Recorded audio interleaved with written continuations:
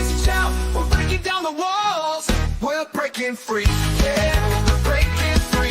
No more oppression. It's out for liberty. Breaking free. Yeah, we're taking a stand. Freedom's in our hearts. We're reclaiming our land.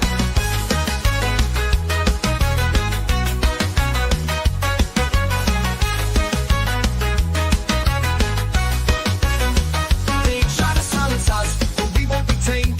Voices getting louder, can't keep us in chains. We got the power, we got the might. Together we can shine, together we can fight. Feel the rhythm in your feet, it's time to stand tall. Raise your voice and shout, we're breaking down the walls. We're breaking free, yeah, we're breaking free. No more oppression, it's out for liberty. Breaking free, yeah, we're taking a stand. Freedom's in our hearts, we're reclaiming our land. They try to silence us, but we won't be tamed. Voices getting louder, can't keep us in chains.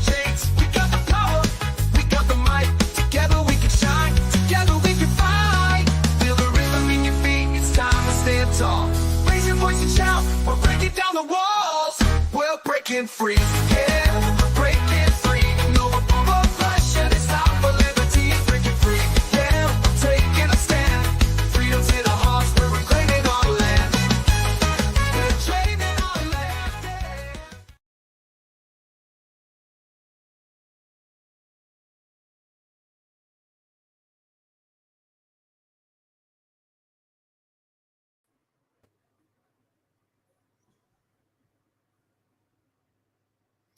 Welcome, welcome, welcome. What's up, Cash? Hey, Terry. I dialed myself in more. Did it help? Yeah, All right. All right, cool. you've got a lot of contrast going on. You know, Yeah, I like that. It's my vibe. That's my thing. I've got like grayish brown on white, which is closer than white T-shirt and all that. So Yeah. always looking good, Cash. I mean, what else can you do? I mean, I try. I got to use this light to make myself look handsome. You know what I'm saying? And it doesn't even do a great job. It helps me. I tried to do the same with my light. I tried putting it a couple blocks away to see if it made me look any better, and you couldn't see me then. So there's not a great distance, I guess. Yeah, you'll get there. Just practice. Can you do the Instagram filters? Could you put like dog ears on me or something? Or No, I can't. I can't do any of that thing right now. But I tell you what, with this new software that I got, I've been using DaVinci Resolve for my editing. Bro, there's so much. I can create animations, bro. I can literally create my own cartoons in DaVinci Resolve. I was going to say, Cash the cartoon. I like it. It's coming. It's coming. Dawn's here. Welcome. Creole Queen. How are you? Oh, Cash is putting messages up. Look at how like together you are, man. Nice. Yeah, I got it. I did it right this time. That's the actual link. It's not the old one anymore. I got the right one up there. So it just automatically pops up when I go live now. Don't you love that when you do the right one? Yeah. It took a while. Southern Grammy, welcome. Alvaro, welcome. Welcome. B, welcome. Everybody. I like going through these. This is like getting like mail to me, like welcome, yeah. Melinda. Patrice, it's really welcome. Nice to see them all just flowing, when I was viral, when I used to be like the viral sensation in 2020, it was nonstop. You couldn't do this. You wouldn't be able to do this. It would nonstop just be boom, boom, boom, boom, boom, comments all throughout the whole live. Constant. It was great. Hi, Diane. Welcome. Jim Bob, welcome. Casey, what's up? Casey in the house. Terry says welcome to everybody. And to please share because she always remembers and I always forget. Like the live, guys. Smash that like button. Share this thing out. Roll call. Bueller. That was a Chicago movie. Uh-huh. That was the St. Patrick's Day parade that they were in.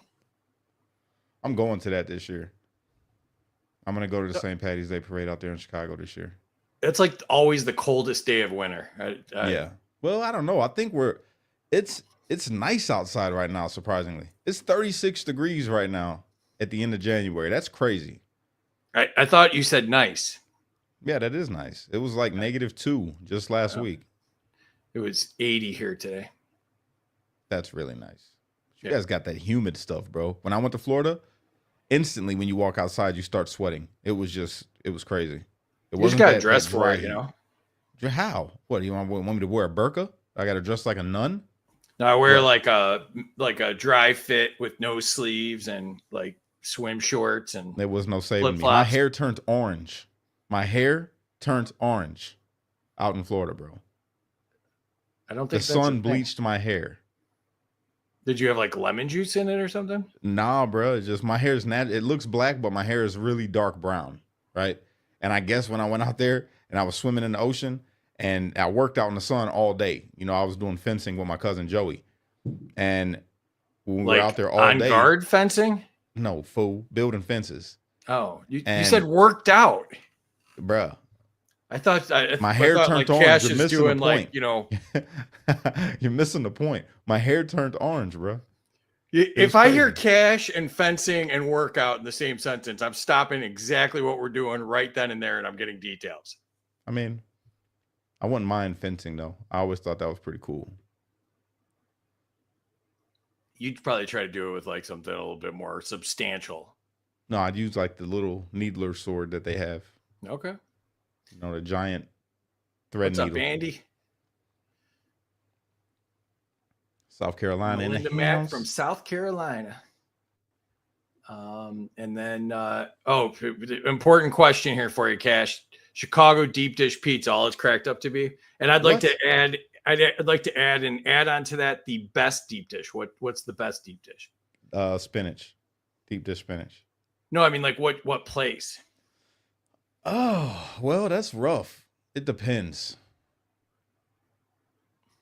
I mean, for me personally, when I go to Chicago, which I'm going tomorrow, I'm hitting Giordano's for dinner.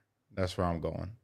So Giordano's is good. they've got a fantastic deep dish spinach pizza. Fantastic. So apparently Jim Bob doesn't know from my lovely accent that I too am from Chicago. Right. And I would say Lou Malnati's is the best. And Never had it.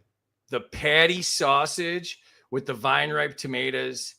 Oh, so good. Oh my God. Yeah. That's so good. And then the thin crust, Vito and Nick's on the south side.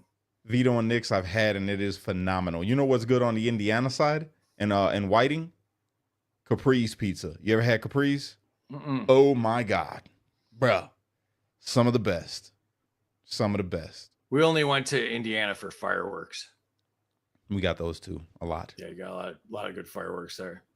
Yeah, but it's right off of when you're going off Ewing, going down Ewing, and then it turns into Indianapolis, going towards Indiana, the Indiana side. Yeah, Right there, literally right there, where it turns into Calumet, where you could get off, and there's like Indianapolis, and then there's Calumet, and they merge right there on the corner. Capri's Pizza, fire, there you fire, go. bro. So we gave you not only a good answer, we gave you a great answer there, Jim Bob. Any other pizza questions? That's kind of my forte. So, okay, here I got one for you. Yep. Where's the original Maxwell's? Like on Maxwell Street, you mean? Nope. Maxwell's the hot dogs, Polishes. I thought it was on Maxwell Street. Nope. Okay. Roosevelt and Taylor. It's right there. I mean, that's the you're original. like a there's block a off, big block old, off. there's a big discussion to be had of which one's the right one, but I'm going with that one. It's just better. Okay. Ask Pritzker. Did you see that thing? So Pritzker said for Trump to get the immigrants, he's going to have to go around him. And somebody's like, that'll take a long time. Yeah. Go all the way around Pritzker. We should send him a case of Ozempic. What do you think? Yo, there's some crazy stuff coming out about Ozempic. I knew it was something wrong with it. I'm like, ain't no way people just losing all this weight and there ain't going to be no problems in the future. And it came out. Yeah, there's a lot of problems with Ozempic. This poor girl was crying. She got her body right, but now she got like osteoporosis. Bone density is super low. She's like, I'm like basically Mr. Glass now. I can't even fall down if I want to. I Can't play Jeez. sports. I'm like, yo, that sucks. What's going on, Bethany? What's up, everybody? Appreciate you for being here, y'all. Mundelein. I don't think I've had pizza in Mundelein. It's way out there. I've never even heard of it. Underline. Way north. Yeah, I'll be in Oak Brook. All right. So welcome, everybody. I can't find the right slides to promote everything. So I don't know what I did. I think I was having all sorts of problems today yet again. And but we are doing more in our series about faith and freedom. And today's topic, we're going to be talking about liberating our inner cities. So we've kind of gone on like a little bit of a religious kick. And so, we've been talking a lot about, I've kind of formed this idea talking to Cash about faith, about how faith-based organizations and faith communities are better serving the needs of people than the government is. And it kind of combines my libertarianism and localism and agorism with my faith. And so we've been, kicking this around both on the show and as we talk on the phone and stuff. And so we wanted to dive a little further into it today. So, welcome everybody. Thanks for saying hi in the comments. Keep them coming. Terry is monitoring the comments and make sure we'll see them all. Hello, Mrs. Silk from Maryland. Welcome. So Terry, I'll put you back in the back there. Thanks for doing this. And so let me get on the right screen here. So basically, we're talking about faith and freedom, liberating our inner cities, and how the church and the state kind of butt heads when it comes to helping people in the city and what the government tries to do and what they prevent faith-based communities and organizations from doing. So my questions are, is the government intentionally sidelining churches in the inner city? And then what happens when all of the faith-based solutions get stripped away in favor of state control? So in this, we're going to talk about how government policies have weakened the role of churches in the inner city, the battle between religious freedom and state control in urban America, how faith-based organizations provide better social services than the government, and what happens when the state interferes with religion and how to fight back. So I think that, the government interfering in faith communities in our country has severely hurt churches and faith in this country. So some stats to back that up are 40 million Americans have stopped attending church in the last 25 years. And that's the biggest religious shift in U.S. history. 57% of Black Americans say churches play a central role in their communities, yet faith-based institutions receive less than 5% of government social service funding. The number of faith-based foster care agencies has dropped by 30% due to clashing with the government over regulations and religious principles. Over 1,000 Catholic schools have closed in the past decade, disproportionately affecting inner city students. 60% of food banks in the U.S. are run by religious organizations, yet the government increasingly restricts faith-based aid and those services. So here's why this topic should matter to you. Your tax dollars fund failing government programs while faith-based solutions are sidelined. Government interference in religious institutions threatens freedom of speech and personal liberty. Church-led initiatives have proven more effective in reducing poverty, crime, recidivism, way more than state-run services and welfare. Faith-based schools outperform public schools, yet they face increasing government hostility, and religious freedom is under attack in this country. And its suppression disproportionately affects inner city communities. So what do you think about all this, Cash? What's your take on those stats? And, the overall state of affairs in this country. Well, I mean, when you were saying all the stats, I couldn't help but think like, okay, are they really crippling them, right? And if so, is that why we see so many churches with pastors that are scam artists now? That take all the money for themselves instead of putting it back into the community. So I don't know. I think about a lot of stuff when you talk about that. I mean, when you say 57% of Black Americans say that church is a pivotal role in their community, is that the stat? 57%. For Black Americans. Yeah, for Black Americans. I'm just like, where? I mean, I know 50% of people, 57% of Blacks might say churches are in their community, but I don't see where they're playing a pivotal role. I don't see that at all. What community? Where are these communities at where church is playing a pivotal role in society? 'Cause I don't see it. I would love to see it. I would love for that to be the case. I just don't see it. So I'd like to know where that is. Okay. So my first topic here is talking about the church as a force of community development.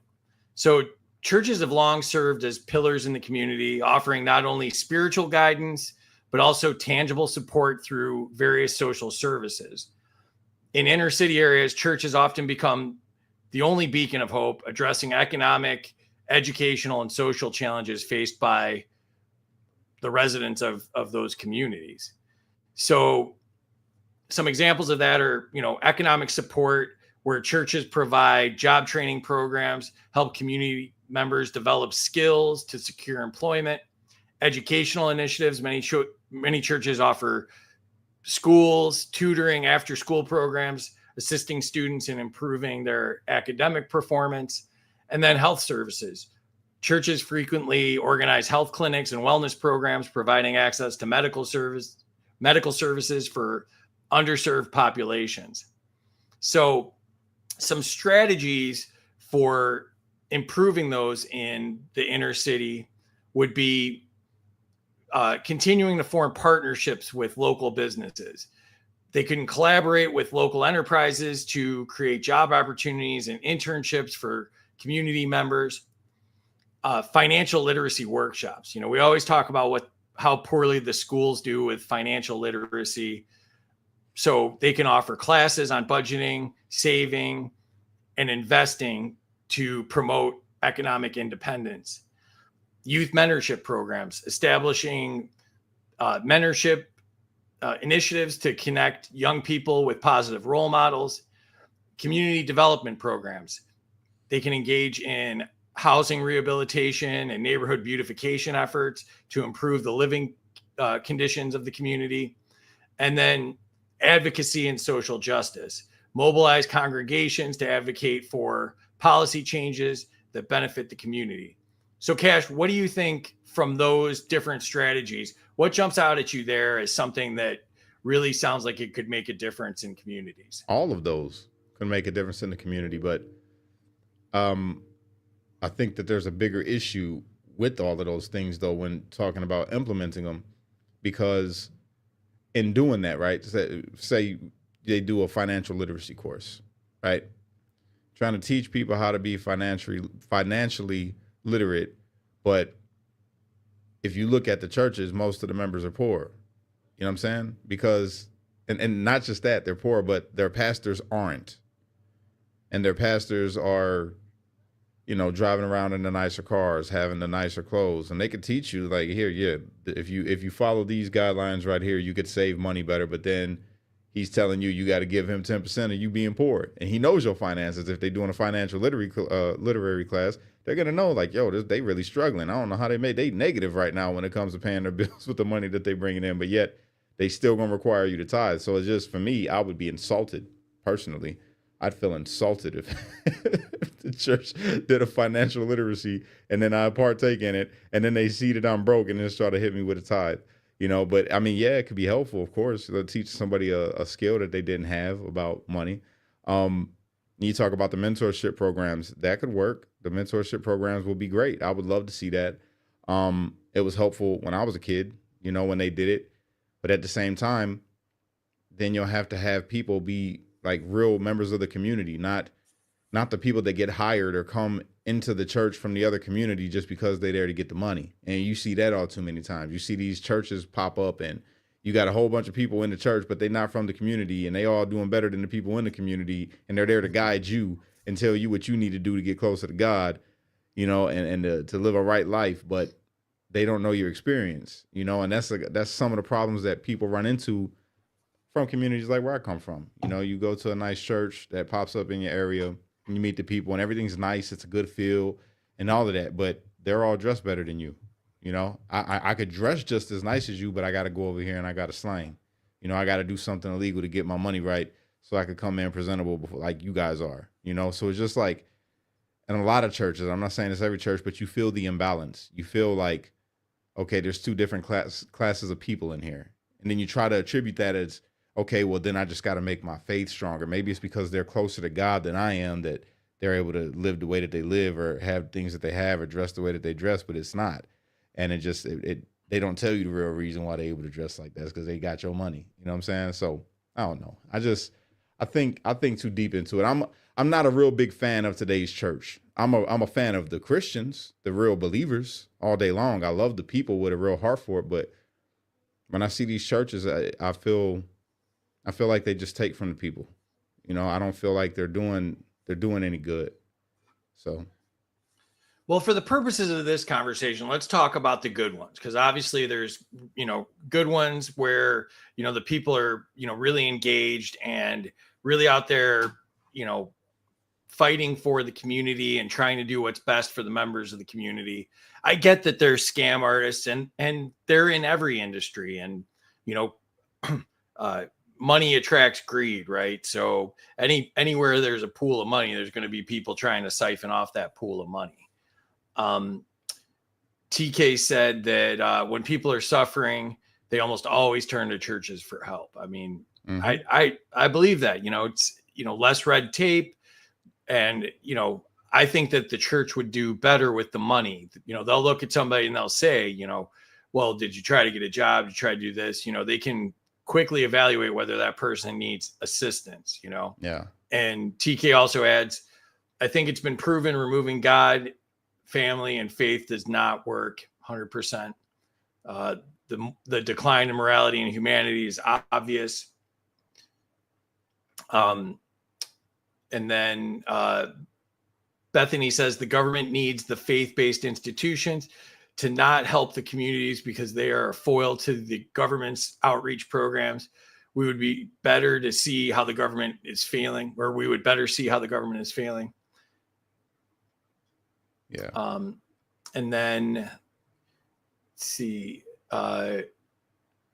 Chris says there is some elitism in most church communities. That's it. That's it right there. That's the point that I'm making. But if I pretend like those, so if I was to pretend like that's not the case with most churches, not all churches, there are some really good churches that are, you know, they're smaller and they're faith-filled, but they're not able to help as much with the community. And that's where the thing is. So when you talk about the help that gets provided by the church, it's not, you're not going to find a small church that is struggling with the people, right, that can do all the things that we know these other churches can do. And I guess that's where my dilemma is, because I grew up in the church. I love the church, but it's just to see the state of the church while you're still looking at the community. Like, how can your church exist in this community while people are suffering, where people are hungry, where people are homeless? It doesn't make any sense. And to answer Andy, he says, if you're envious of someone else's, that's your personal issue. It's not about being envious. It's not an envy thing. It's not that at all. It's saying that you popped up in my community, right? You have the means to open up a church in my community. You come into my community. You're not a part of my community, but you want my community to be a part of your church. And when you're in this church, you're not providing me with anything to help me believe what you're telling me is true about God. If everything in that Bible, which most of us know the Bible, you know, believe it or not, people that come from where I come from, they know that Bible, right? Which is why we're so critical of the church, because we know what it says in there, how you're supposed to do if you're a deacon. We know what it says, what you're supposed to do if you're a bishop, if you're a leader of the flock. We know how you're supposed to act. We know what you're supposed to do. But when you watch them in the community, they don't do those things. They sleeping with your guy's chick, or the pastor's he's pimping basically. He's getting your money. He's got a nice car. He's got the nice shoes. He's got the nice suit. Shows up and gives this sermon. You never see him again until next Sunday. He's not out there feeding the community. He's not out there helping with medical bills. He's not out there. They're not doing anything. Use the First Baptist Church from Hammond. We'll use them. The First Baptist Church, one of the wealthiest churches in Indiana. Okay. And they set it up to where you could become a member of their church. You have to pay the tithes. And then they want to start to train you. Like, you got to wear the suits. You got to wear the skirts if you're a girl, right? And that lets them know, okay, they're with us. They dress like us. We got them. They're going to listen. And then you got the other people that show up there that want to become members, but they don't want to necessarily dress like that. They don't. And they're the ones that are looked down on. And then when you get into the church, you realize, oh, like all the scandal that came out with that church. They've been molesting children in that church for God knows how long. Okay, they were protesting in front of this church that's been a part of the community, busing children every Sunday, every Wednesday to go to their church. Very wealthy, while the people around them poor. And they say, well, we helped house the homeless. Yeah, they had the homeless come in to the church, like they'll get the drug addicts and all of that a place to stay. They got to be in by this curfew, and it doesn't matter if they're doing drugs or not. It doesn't matter. You're going to clean up. You're going to clean up for us. So basically, they were just to help. We'll give you a place to stay tonight, and we'll give you some food, and you do all the work that we want you to do inside the church. And we're not going to help you with job training. We're not going to help you get employment. We're not going to help you do any of those things. We're just going to give you a place to stay and some food, and you can stay doing what you do, stay being a drug addict.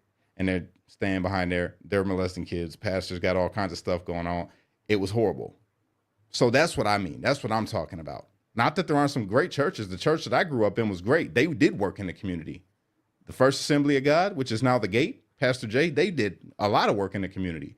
They came out on Saturdays with Adopt a Block. They came out and handed out food, and not even just in our community. We drove through Gary, Indiana. We went out there and hit Broadway, handing out food to people. Didn't ask them nothing except did they know Jesus. And we gave them food and took that as a chance to minister and invite them. That's the work of the church. It's actions backing up their faith. I'm showing you my faith by my actions. That's what my church did growing up. You don't see that no more. You don't see them going up on Thursday, sidewalk kids. You know how they did at my church, pulling up for the kids in the community where there's gunshots going on all the time. You may have lost somebody the other day in the community, but they showing up with that little bus, popping up on the street, on the block where it goes down at, and having sidewalk kids for the children. That was a real church. Those were real people that care about the community, and they're still caring about the community. Penny, Dale, Rob, Scott, they still care about the community. They got a new church they just invited me out to. I'm gonna go check it out. The Anthem Church in Hammond, Indiana. I'm gonna check it out one of these days. I'm gonna go. Because I know if they're there, then they got some good people there, because I know they're good because of their actions. But there's not a lot of churches that are doing what they do and what they did when I was a kid. That's all I'm saying. Yeah, and I wonder how much of that is the government regulations and control keeping the smaller churches that are more agile, more capable of meeting the immediate needs of the community, keeping them down or preventing them from even starting or being successful, and allowing the big churches that can afford the lawyers and, to, give the donations to the right politicians, allowing them to thrive and get bigger and bigger and bigger. And, as an agorist and somebody that, advocates for localism, I believe that the bigger something gets, the more disorder there's going to be. That the best entity is the smallest entity closest to the community or the problem. So I wonder if it's kind of like a chicken and the egg thing where, we're talking about an area where, there's some good and some bad, but is the government really causing there to be less good? I don't know. I can't say, but I can tell you this. I don't believe that the bigger a church gets, that's what makes it, become corrupt. It's not that. It comes down to leadership in the church.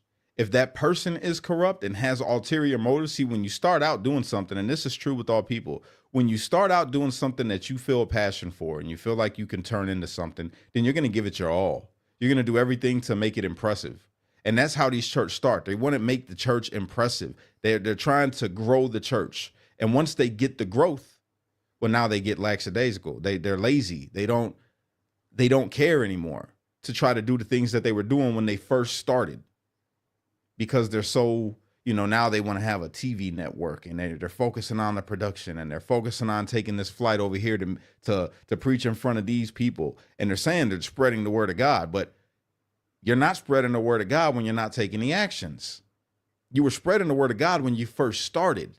And it wasn't through just your preaching. It was the actions you were taking in the community. And a lot of these churches forget that. They forget to take action in the community. Faith without works is dead. That's it. Faith without works is dead. And in the same way, works without faith is useless. It goes hand in hand. It says it. And they forget that. They forget that part. So that's me. That's my opinion. Maybe people could say that I'm wrong for it, but that's just what I've seen in my experience. Churches, the pastors, they get too comfortable. They get too comfortable, and once they get the growth, they see that large amount of money start coming in, and they're like, oh, we could afford to pay all of our bills still and still do the same little things that we were doing. But now I want to go over here. I want to go do this. Oh, I like this car. Our car is getting old. Let's get this car. And then they get addicted to buying things and having things, and they turn from spirituality to materialism. And that happens in a lot of churches. And they forget about the people.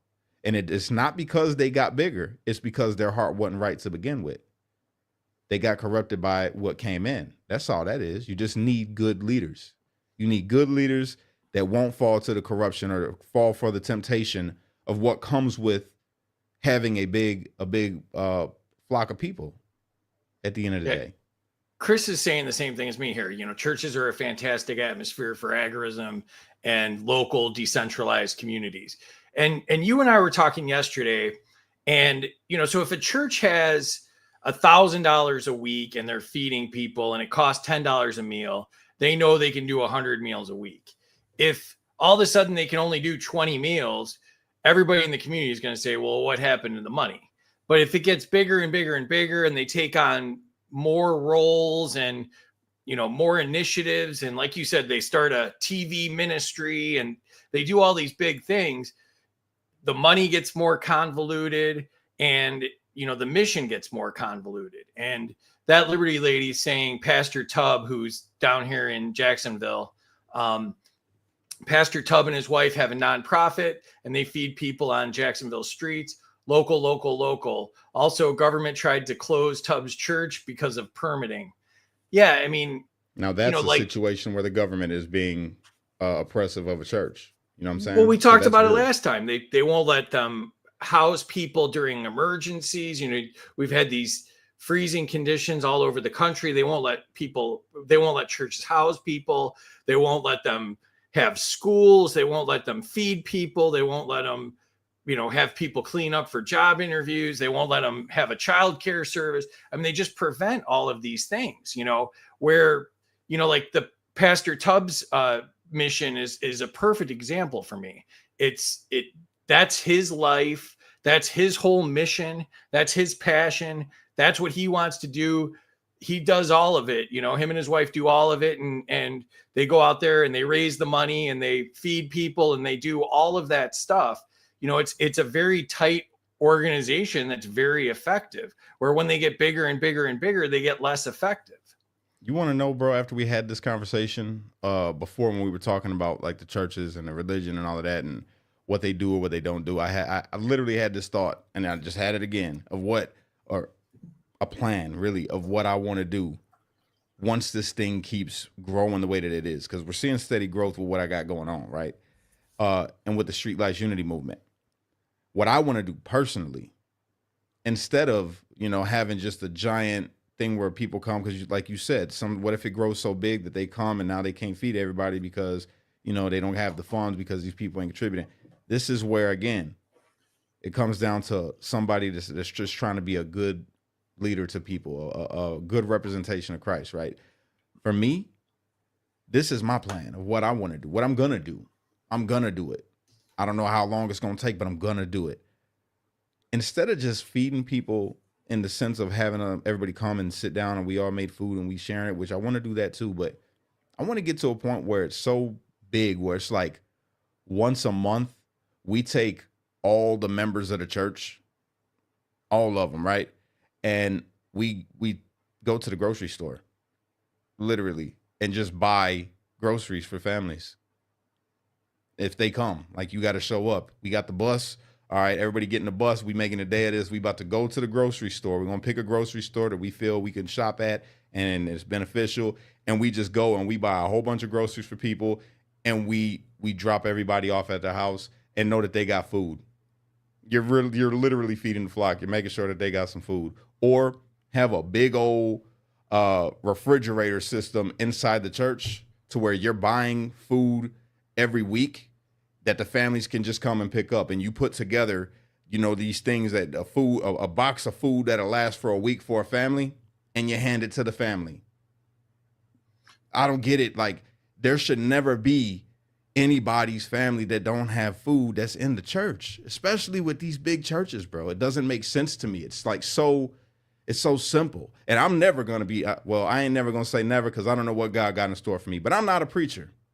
I don't want to be a preacher. I don't want that responsibility, because people will be on me the same way that I'm on them, right? I don't want none of that. I just want to do good. That's all I want to do, is just do good, because that's what we're supposed to do.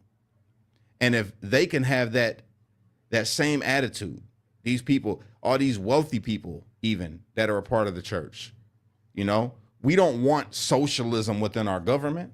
That's a fact, right? We don't want none of that. But isn't the church supposed to be that? The church is supposed to be all about the social work and the handouts and all of that for the people that just don't have it. Why they don't have it, it doesn't matter, but they're here. They're getting the word of God. So let's make sure that they're eating. Let's make sure, like my church, they used to give away coats in the wintertime. They took donations for all types of coats. And anybody that didn't have a coat, if you was a kid, you knew that you could go up to the church and you could get a coat at the First Assembly of God. You knew. It's like little things like that. That's what all the churches should be doing. There should never be anybody lacking when there's a church in your community that is doing good or that is prospering. You have a big church, there's no way. I don't want to hear about the money issue. You're tax exempt as a church. You're making a lot of money with that church, however you want to look at it. Why aren't you doing for the community?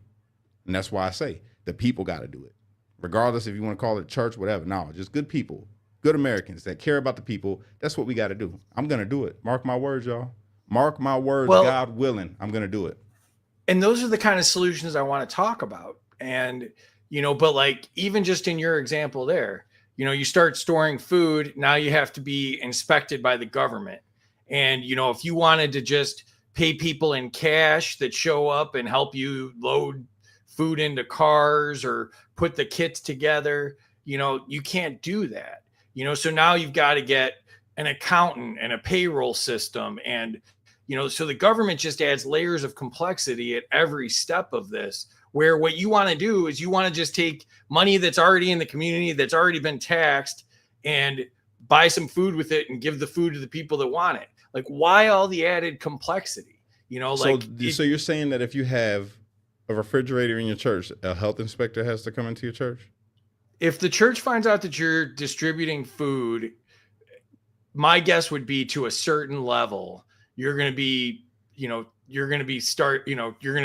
at some point, you're going to get into the point of being inspected as some sort of food service entity.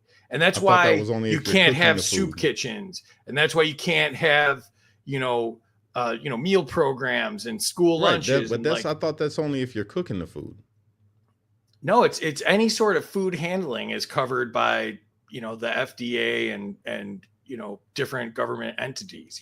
Someone last week or 2 weeks ago was saying that they shut down the soup kitchen at their church because of some sort of permitting thing,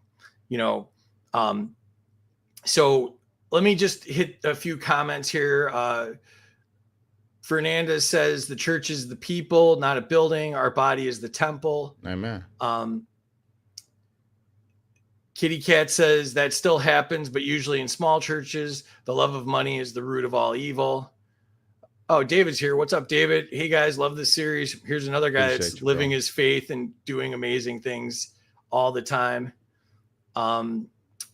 TK says this will sound crazy, but watch Jesus Revolution. Is that a Prince album or is that a movie? Watch Jesus Revolution based on a true story. False religion is worse than false government, according to the word. Religion is the biggest beast. Government's got nothing on religion. Kitty Cat says that's terrible. You're 100% right. We are the church. Occupy till he comes. The times we live in has a lot to do with that. Perversion in the world now infiltrating the church. Casey says, I love the doctrine, but not the church. You know, and again, like, I mean, I don't think church is the problem. I think that, Me neither. you know, all of the things pushing on the church is, you know, watering down the potential of churches and their ability to serve their members and their community. TK says you are doing it, Cash, one step at a time. I want to be able to do it on a way bigger level, though. That's my goal. Like, I'm telling you, I want people to think that I'm insane. That's my goal, bro. That's one of my main goals, is to get so wealthy that people think that I'm crazy for what I do with it. They're gonna be like, all the conservative people, excuse me, all the conservative people that love me, I'm like, oh, he's full on socialist at this point. He's literally just giving handouts. That's what it's supposed to be. That's what it's supposed to be. That's the only reason why I want to get wealthy, is so I can bless as many people as possible. That's just because I know what it's like to be poor. Just because I know what it's like for it to not be your fault that you haven't eaten in 3-4 days because you're a second grader, you know, and your family has got other things going on. I don't ever want that to be somebody's reality, so I want to change that. That's what I want to do. Well, that Liberty lady who's here in the comments, she works with Larry Sharp, and my favorite Larry Sharp quote is, in libertarianism, you can be as conservative or as liberal as you want to be. You just can't force it on anyone else. And the beauty of decentralization and localism is that, you know, if you want to live in a socialist community, you can. You just can't force others to participate in it, you know? Mm-hmm. And that's, to me, that's the beauty of the separation of church and state, is the churches should be allowed to choose what they want to do. And that will be based on the members and the community and the donations. So if a church wants to do outreach 24/7, that should be, you know, we should love that they're willing to do that. We should love that they're willing to help, you know, fellow Americans, right? Yeah, Fernandez says slippery slope, more money, more problems. Yeah, David, we should have you on this at some point to talk about this. Bring them on. And quick plug, that Liberty lady also works with Liberty Dad, and I will be the guest on Dad Talk on Friday. It'll be right before our episode of You Aren't a Real Libertarian. So that's on at 6:30 p.m. Eastern. And then our game show, You Aren't a Real Libertarian, is going to be on at 8 p.m. So if you want bad parenting advice, I'm going to be on Dad Talk for that. So just do the opposite of whatever I say on Dad Talk, and you'll be a great parent. I have 3 sons, so my youngest is leaving this year, so it's a sad year for me. Yeah. But yeah, I'm really looking forward to that. It's a great show, and that Liberty lady's awesome as well. Yeah, so let's talk about the challenges of this, okay? So, you know, we've brought up some of the challenges of greed and churches getting too big and things like that, but the ones that I outlined are resource limitation. So churches have limited funding, a limited amount of volunteers, and that can hinder the scope of church-led initiatives. Um, some churches, and you've illustrated this, some churches have community trust issues. Past negative experiences may lead to skepticism towards church involvement in the community. Um, some people are concerned about the balancing of spiritual and social roles, and maintaining focus on spiritual missions for churches while addressing social needs can be challenging. We just talked about that, them taking on too many different roles and different initiatives can lead to them not being very good or not having the right amount of funding. Another challenge is navigating political sensitivities. Advocacy efforts may lead to conflicts with political entities or even within the congregation itself. And then the last one is sustainability of programs. How do they ensure long-term impact and the continuous effort and adaptation that needs to go on to make those programs sustainable for a long period of time? So, Cash, what do you think the challenges are for faith-based initiatives like these? I don't know. I couldn't tell you what the challenges are with government regulations. I didn't know that you got to be inspected to have a kitchen. So, so I don't know. Well, I why do you guess think the churches aren't doing more? Like, what challenges do you think prevent them from doing more? you want me to give my personal opinion on like from what I can see, or are we talking about like a good church that really is trying? I would go with the good church because we're trying to give a roadmap to how people can enact this in their communities. Well, some of the challenges they face, I guess, for a good church would be a lack of the people, to help them carry out the mission. When you have an after school program, you have to have people there, to help out with the monitoring of the children, the classes. You got to have like security for if a fight or something breaks out, which does happen. I know because I was in a fight at church when I was a kid. Um, yeah, you need people. So I guess people would be the biggest challenge to help oversee everything to make it work. Yeah, that's what Dawn said too. Yeah, Volunteers, there you go. having the right people there all the time, having the dedication. Um, Kitty Cat says, "I love this discussion. Each of us should be the hands and feet of Jesus." Amen. Um, Casey said, "Cash needs to learn about all the red tape in government." Well, and No, that's kind of the impetus of this conversation, Casey, is that we've talked about what's being done, what can be done. We've talked about our faith. We've talked about you know our want to help others, our what we see as problems that could be solved in our communities, how we can lift up other people.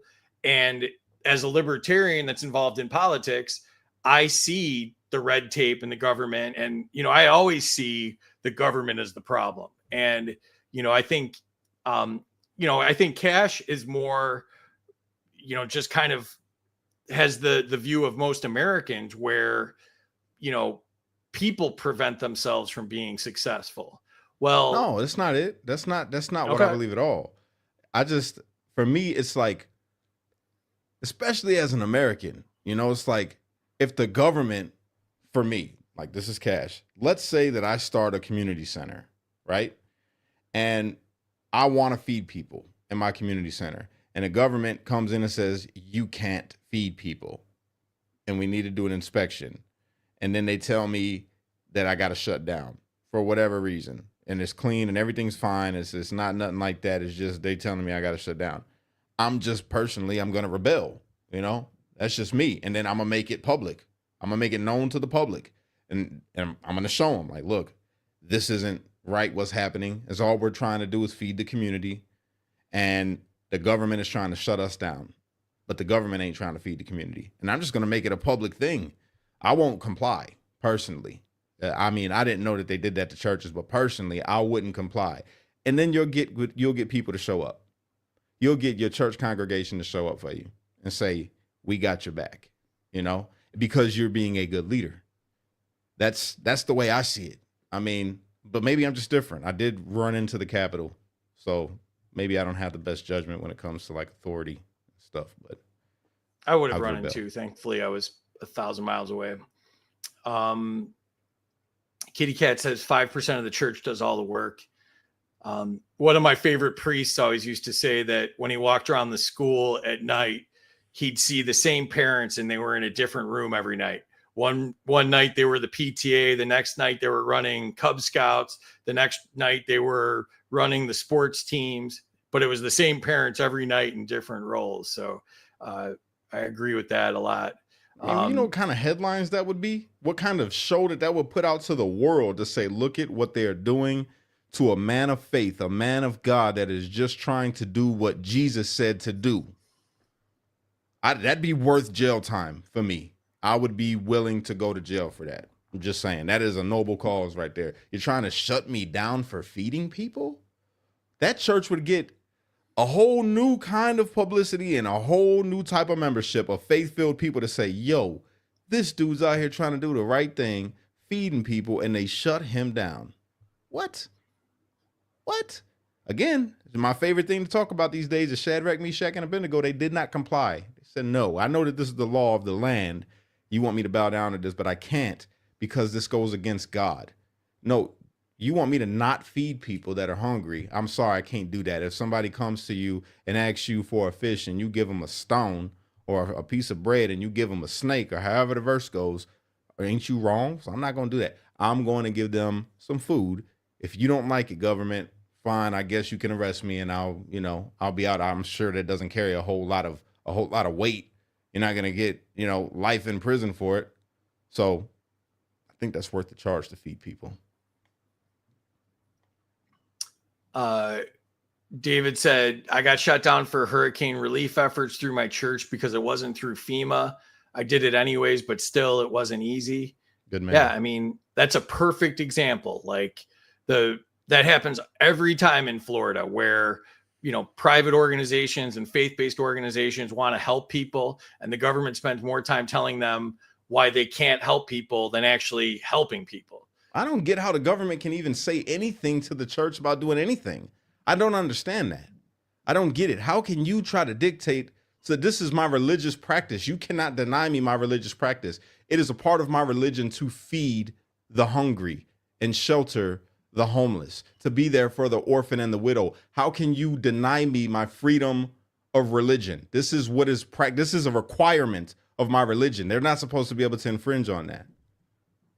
But that's exactly what I'm saying, though, is that, like, if you look at North Carolina, they were confiscating supplies from private people that were trying to help other people. They were downing helicopters, private helicopters that were bringing supplies to people that were stuck in places where no one could get to them. They were actively preventing people by force from doing things. And, I showed you examples on the last show. They bring these people to court for, having a homeless shelter, a soup kitchen. They go after them with legal action and force to stop them from doing their faith-based missions. The government doesn't want any competition, especially when it involves things that they're taking our funds to do. I don't understand it though. They're not supposed to be able to infringe on somebody's rights to religion, bro. Like you can't do that. You can't tell a Muslim in America, right, at 5 o'clock or whatever time that they can't pull their rug out wherever they are, as long as it's a public place, and that they can't pray. You can't do that. You can't tell a Christian that is like, I'm feeding the homeless, that they can't feed the homeless. That is a part of our mission. You can't. That's a religious practice. Maybe that should be worded in the way that they, put their mission for the church.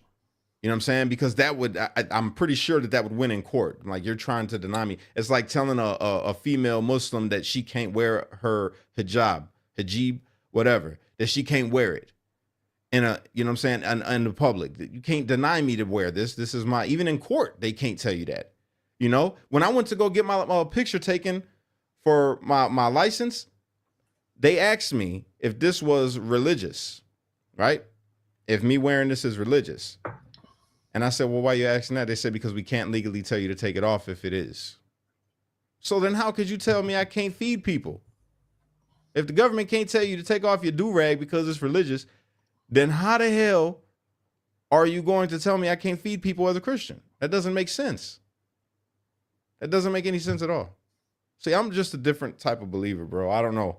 I'm a different type of believer, I guess. I'm not Christian in the sense that they try to deem it today. I would be more prone to get locked up, I guess, because I wouldn't comply. I wouldn't. Personally, I wouldn't comply. They better never give me a church. That's all I'm saying. I'd be that kind of pastor. April agrees we need to get the government out of the churches. That Liberty lady brings up a great point. Any church that's shut down or any community-based organization that's shut down, Spike Cohen, who was the Libertarian vice presidential candidate in 2020, Spike ran with Joe Jorgensen on the Libertarian ticket, has an organization called You Are the Power. And to reach out to You Are the Power, if they get shut down by the government, that's his wheelhouse. And that Liberty lady will be happy to know. I still haven't put my sticker on my laptop, so I have my You Are the Power cyberbully the government sticker right here. It's youarethepower.net is their website. So really good people. I like Spike a lot. He's an ANCAP like me. Casey says, Cash, if you are serving your community, they won't be dependent on the government. Kind of what I said, right? Like, yeah. I wonder Creole if I could Queen, start a church. Amen. Free, they absolutely do. B says they red tape you to death. That's what I'm saying, Casey. Cash is slowly becoming a libertarian. I don't know about that. I don't know. Maybe. I don't know. I just got my beliefs. Krill Queen says they don't even let you do things on your own property. You got to have permits for everything. It's crazy. 100%. Indianapolis. David, shoot me well, you know what? You got him on X. You're on my X, right, David? Just message me, man. I'll send you my number. I'm 2 hours away from Indianapolis. I could send you his number too, David, since you're texting me while I'm live on the internet and you're watching me and still texting me. But I don't know, bro. I think we need Christians, believers. I'm not gonna say Christians because that's too broad, you know. Believers. We need real believers to take more of a stand in a different type of way. We need men, you know, to stand firm and not allow these kind of things to happen where if they're trying to do something good in the community and the government's saying, no, you can't do this, then we need them to stand up and say, no, we can do it. Why are you saying that we can't? Number one, okay, you got some rules and regulations. Well, this is like, they need to start just a new type of church with some new writings, right? That says, this is what we do as Christians. This is what we believe. You know how the Muslims got, we pray 5 times a day. You can't tell us to take off our hats, whatever it is, right? We could wear our kufi wherever we go, all those kind of things. We need that to be in the notes that says, yo, we are believers in Christ, and we feed the homeless. That is what we do. We take care of the elderly and the widows, and we hand out clothing to people. And this is like all the things. I think that would end it. I don't think that they could do anything. I don't think that they can, I don't think they can stop it. I'm pretty sure they can't stop it if it's worded right. If there's a will, there's a way. And if there's one thing I know is that the government speaks legalese. So if you got it written right legally, and that's what you're here to do, that's what your religion is about, they can't stop you. They can't. I mean, they couldn't stop these people from sacrificing. It was like there's laws against the way you kill animals, right? And there's these people, what was it, in like Louisiana or something, that they were doing a cult, like their thing where they were slaughtering a goat or a chicken or something, and they couldn't say nothing to them because this is their religious practice. So if they can't stop them from slaughtering a goat, they don't know what that chicken or that goat got. They could have bird flu, whatever. You can't stop them from doing something like that, handling blood and all this. But you could tell people they can't feed the homeless. Like that doesn't make sense. It's got to be something in the wording. Just saying.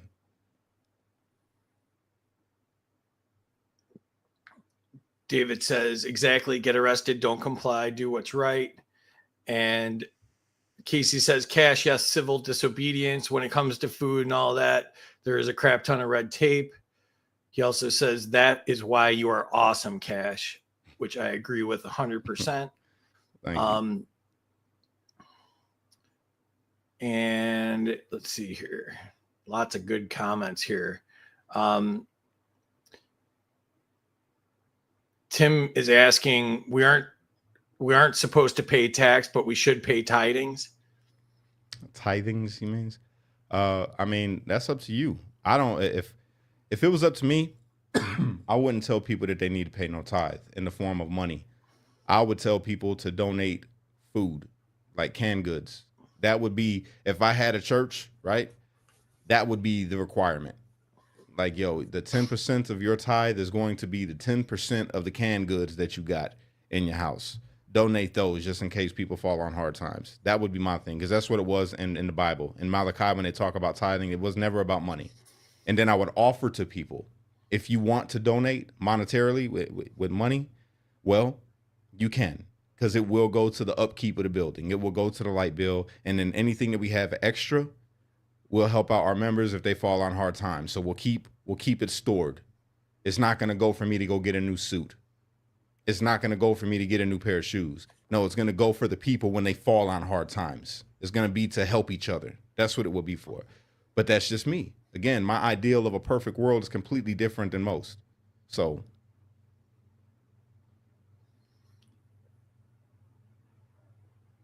Fernandez said they hate you because they hated Jesus first.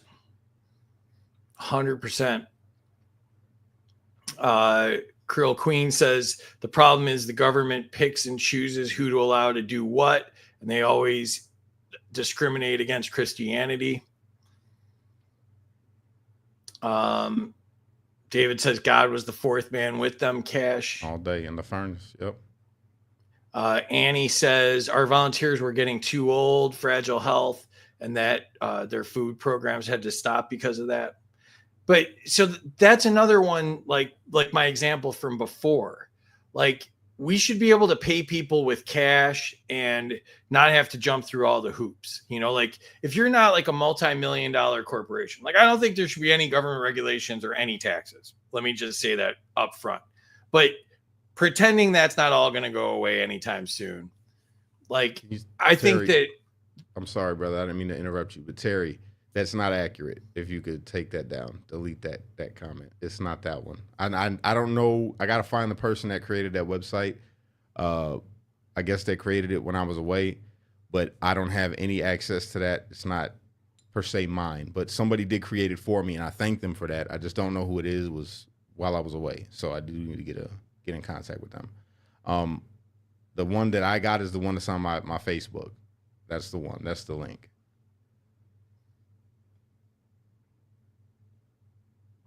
I don't remember what I was saying now. Sorry. That's all right. I just didn't want people to click that link and then go donate to somebody else that's not me, you know, or the organization. So, because I don't know where that's going to. I couldn't tell you. You could be giving it to some other group that's doing something completely different. I don't know anything about that.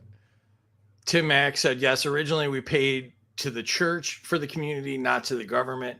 100%. Like, you know, Cash and I are both from Chicago. In Chicago, the church was the center of the community. The church was the center of, you know, all services and the school and all of those things. It was your faith community that was your community.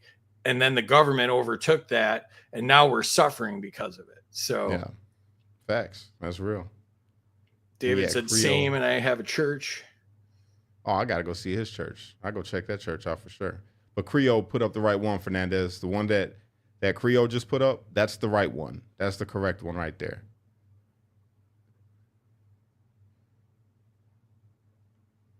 That's cool. My Facebook. But the Creole, if you could share the link that I put up on my Facebook page, it's the first one that you showed free when we first got on. If people wanted to donate, that's how they would donate. It's through that link. The I'm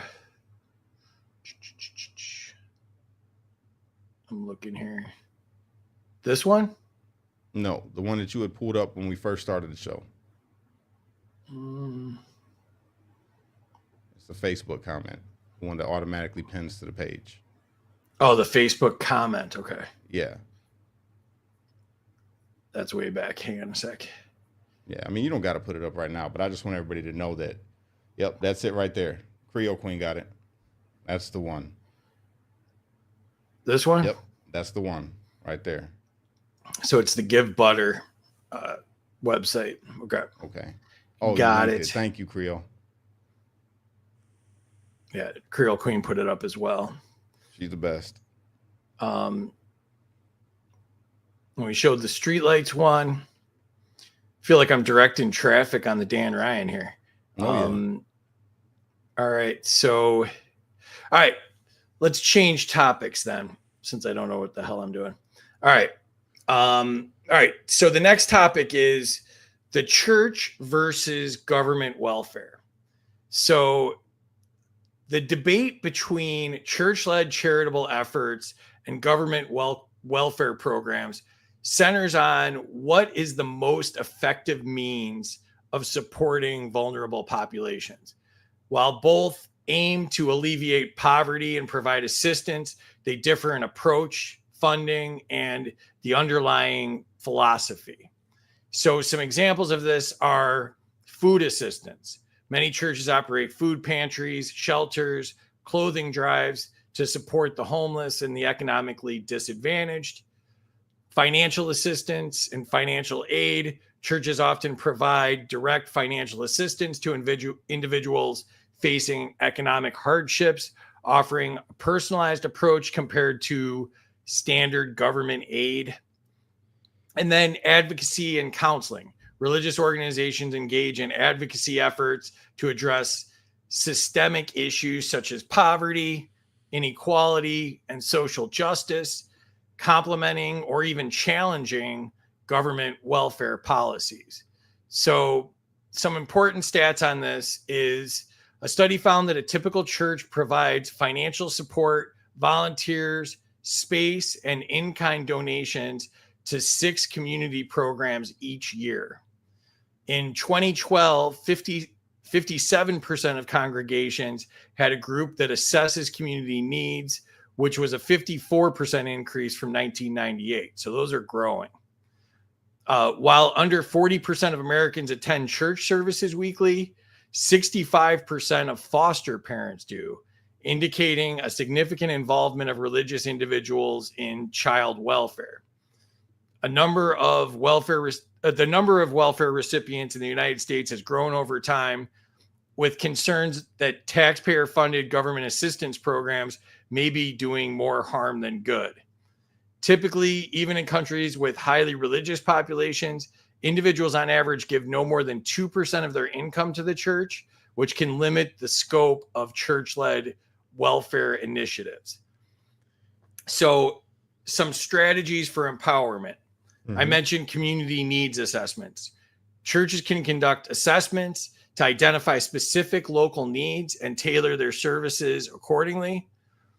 Volunteer mobilization. We talked about how hard it is to get volunteers, but leveraging congressional that was a politics slip up there.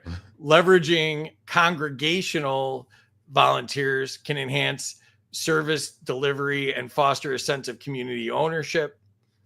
Resource partnerships, collaborating with other nonprofits and businesses can expand the reach and effectiveness of church-led welfare programs.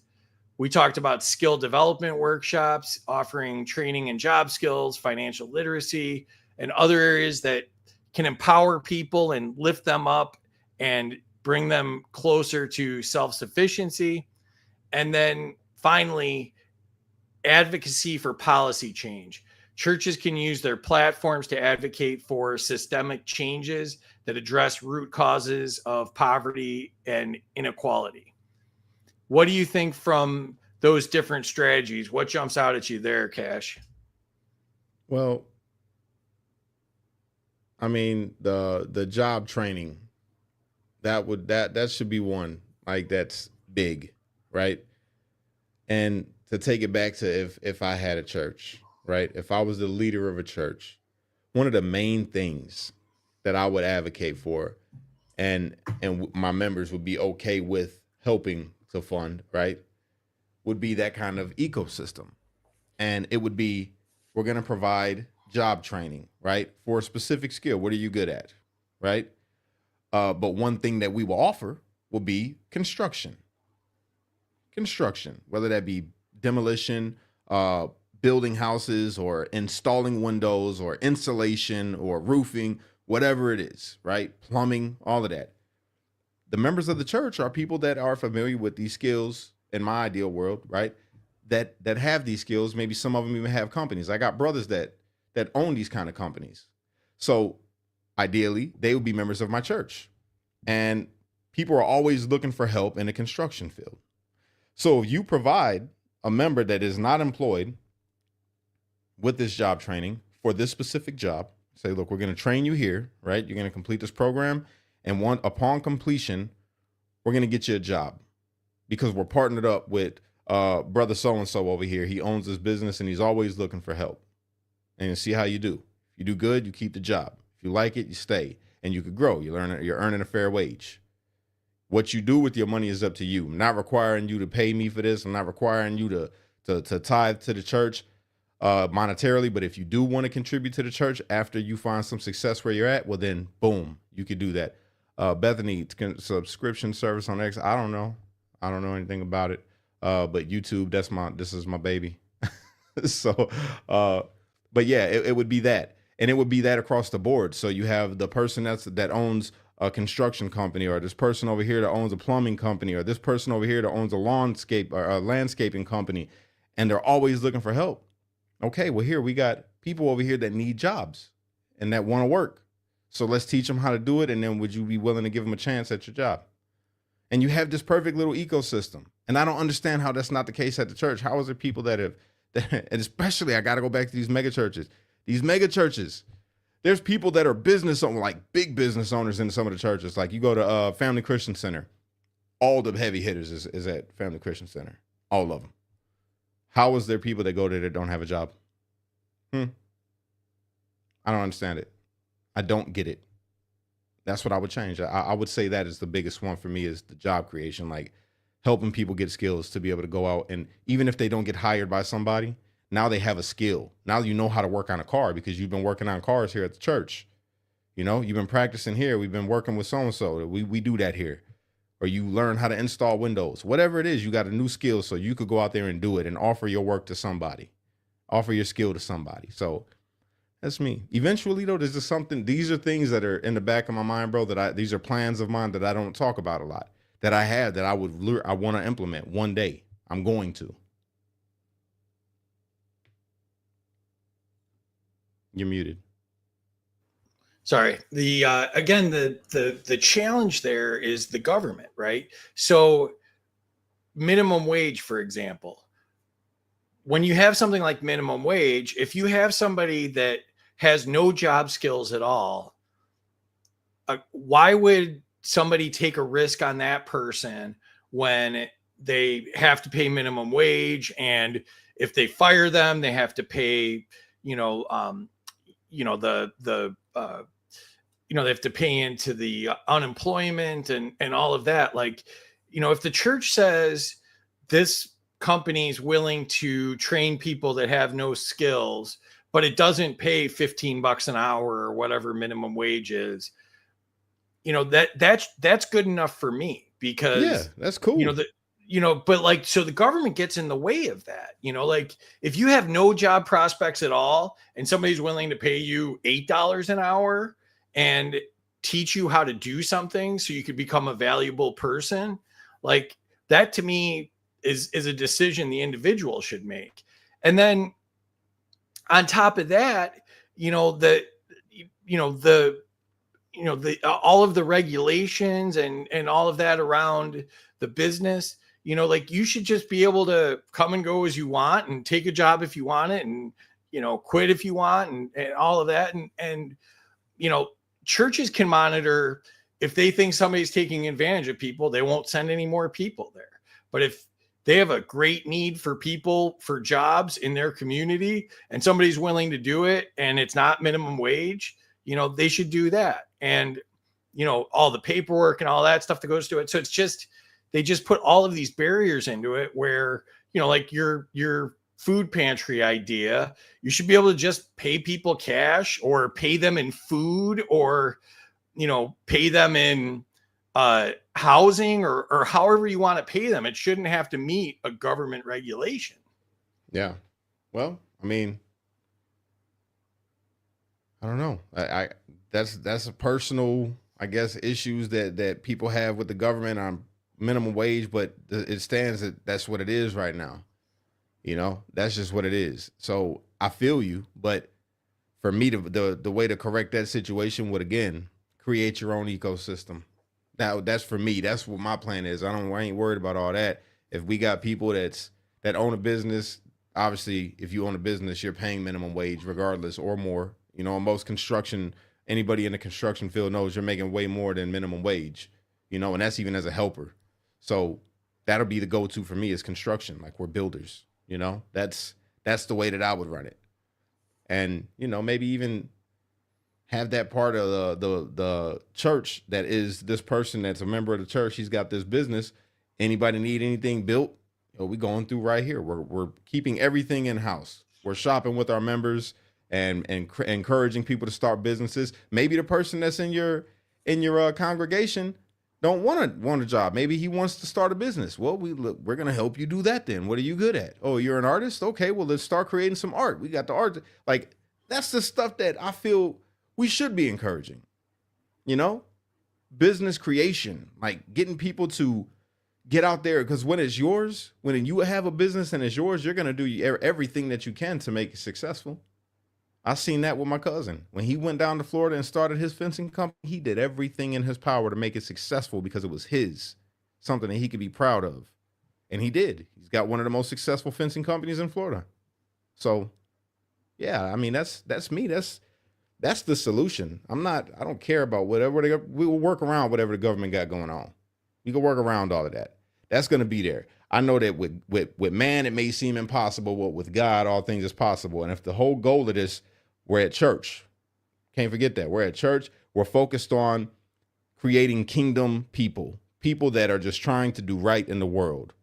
I feel that God is going to see that personally. God will be like, yo, that's what I'm talking about. They're trying. They get it. They're living right. They're looking out for each other. When they congregate, it's all about God. It's not about the flashy. No, it's about God. They're having a good time with each other, and they're making the world better that they live in. And that's what it's about. So I don't care what the government got going on. I don't care. We're going to do what we're going to do. That's it. So many home-based businesses that were staples of communities in the past have been completely wiped out by government regulations, like baking in your home and, selling the eggs from your chicken or, selling produce. All of those things have been wiped out by government regulations. You need, licenses and you need inspections and you need to follow regulations and file paperwork and, all of these things. And, so it's, my mission is to talk about those things because, Trump's trying to do that now. Like, his first term, he removed 2 regulations for every new regulation. Like I would love to see him just do a sweeping, Vivek said, let's cut too much and then find out we cut too much and then add it back instead of, cut a little and then cut a little and then cut a little. Trump only has less than 4 years. Cut them all. Cut all of the small business regulations and find out what the problem is, because there's thousands and thousands of them. And, find out what happens. People are struggling right now. They need all of the opportunity they can get. And, going slowly is not going to help us. Yeah. But you see that comment from Jim Bob? I'm a heavy equipment and heavy diesel mechanic. I've offered to teach many young men over the last 4 years since COVID-19. Not one of them has taken me up on it yet. And that's what I'm talking about right there. That's exactly what I mean. So knowing that, right? I know Jim Bob. Let's say Jim Bob lives by me. And I'm like, all right, bet, Jim Bob, I know this about you. Cool. This is what I'm going to do. I'm going to let as many people as I know about what you do and what you're offering, the service that you're offering to train young people, right? And even now, like right now, knowing that about him, I'm going to reach out to Jim Bob after this and see where he's located at, because people from all over follow me. So maybe this can be beneficial to somebody that wants to learn. Maybe somebody's got a kid that they need a mentor to teach them. This is a trade that you can learn that's going to help you for the rest of your life. But that's what it takes. Imagine if you had everybody on the same page like that, in the same spot. Like, we're all believers and we come here to congregate. This is where we have our church service at. But afterwards, and even throughout the week, like, this is our community. We kicking it. This is my people. I know that if I want to go and hang out over here at Jim Bob's house, Jim Bob's cool because we go to the same church, and Jim Bob's all about the people, and Jim Bob works and all whatever. And it's like, that's what it's supposed to be with the church. You're supposed to know, like, yo, these are my people. I don't have a problem knowing that if I know that when I go over to their house, there's not going to be some things that I disagree with there, because we both got the same kind of faith and we both follow the same guideline, which is the Bible. We know what we can and cannot do. We got our rules right here. So I know Jim Bob's good. And it's supposed to be that. It's supposed to be a community where, you know, I could go and kick it with bro. And I know if I send somebody to bro, he's going to do right with him. You know, that's the way it's supposed to be. So in Oregon, all right, I'm gonna put that out. I'm gonna holler at you when we're done here, Jim Bob. I'm gonna reach out, and I'll just put the word out on all my social media sites if anybody in Oregon. But yeah, that's my ideas, bro. That I'm telling you, you'll see. It might not right now. It's just a vision in my head that I can see perfect. Like, I could see it clear as day working out. Right. Other people probably think I'm out of my mind. Like, this dude's crazy. He's never gonna achieve it. But I will. All the things that I'm talking about that I want to implement one way or the other, it might take forever. I don't know how long it's going to take, but I promise you I'm going to get there. And then I'm going to show you. I'm just going to lead by example, like everybody should. TK says that's what Mike Rowe promotes. I also wanted to mention that Jim Bob's a great guy. Really, really like him a lot. Krill Queen says absolute Cash. Agree with that too. Casey also agrees with you, Cash. You notice nobody ever agrees with me? Well, every once in a while, I guess. I mean, but you're moderating. You're not really giving a point. You're asking questions. What are you talking about? I was advocating for getting rid of the entire damn government and letting the churches handle it. I made boldest statement out of everybody. I just agree with you. That's right, Free. You're right. I agree with you, bro. Thank you. I want to get the government out of the way and let guys like you take charge, you know. And I want to say thank you for that the new member to the channel. I just seen that scroll by and I didn't say thank you to. I believe it's Bethany Taylor. Thank you for becoming a member of my channel. I appreciate it. I thought I starred that, and now I don't see it. Here it is. Thank you, Bethany. I appreciate and somebody else asked, I started that too. Where is it? It was Bethany. Why don't you have a subscription service on X?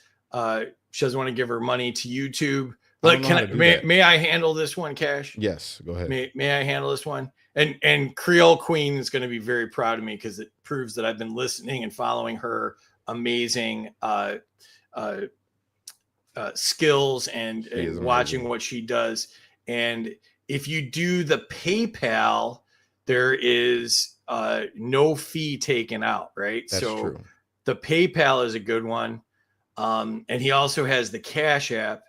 I don't see that we might have moved the PayPal one, but here's just the so Cash App. Everybody knows it's not a requirement. You don't have to give me anything. I appreciate all the help that does get sent. You know, thank you for that. But it's not a requirement, but it is appreciated. You know, because I do put a lot of work into this. This is what I do. You know, if you feel so inclined, you can. And I appreciate you 100%, but it's not a requirement. But thank you for the people that do. I see it every once in a while. I look at my phone and I see somebody that I see from on here done sent me $10, $20. I'm like, yo, I'm like, thank you. I appreciate it. New York Rican. She be every once in a while, I look at my phone, it's $5 from New York Rican, $10, and then a couple other people hit the PayPal, and I'm like, yo, thank you, I appreciate it. And it'd be at the right times too. I'll be in a situation, man. And then I'll look down at my phone. I'm like, oh, thank you, God. Thank you. But yeah, I appreciate y'all. Angela agrees with me. She's listening to me, Cash, where apparently you're not listening to me. So I agree with you, Free. I agree with you right now. I wasn't listening. Yeah. Jay Rivs wants the Cash Casey 2028 ticket. I can get on board with that. Yeah. Casey says we need to get you monetized. X is rough. I've been fighting it. I've been trying to do my thing on there, but it's a little rough, man. I qualified for monetization. I put in my application. It sat there for 8 months. They changed one requirement on the monetization, deleted all the applications, and now I have to re-meet the requirements all over again. So no. Oh, here's the PayPal. I was on here one night, bro, doing a live stream talking about the protests in Chicago, and this brother Wrigley Rob, this man donated $500 on a super chat. I was shocked. It's like, whoa. And then he came back another time right after that and donated $400 to the super chat. And I was shocked again. I'm like, brother, why are you doing? He goes, man, I just really like your content, bro. I'm like, yo, thank you, bro. But that's crazy. But I think he's rich, so he doesn't care. He's just like, it's not that. I was going to spend this anyway. I was like, all right, bro, I'm not going to argue with you. Thank you. See, Creole Queen's listening to me. I've been following your example, Creole Queen. I'm getting better at this. So I appreciate that compliment. So she's listening, Cash. Creole Queen is awesome. Yeah. We have some awesome ladies. Terry, Creole Queen, B. We have some amazing people Leanne helping us out. Yeah. Look at now. See, all I got to do is say Cash isn't listening and nobody agrees with me. And then I get some props. I agree with Free too. By the way, I am now a libertarian. Awesome, Kitty Cat. Welcome. We do a lot of stuff. You can see under my articles on X, you can see all of our shows. We do a couple different libertarian-based shows. And if you haven't seen the game show, that's a good time. So You Aren't a Libertarian. You Aren't a Real Libertarian is on Friday at 8 p.m. So that'd be fun. Danny says, same here. I'm a motorcycle tech and I have a shop and I can't find younger guys that want to learn.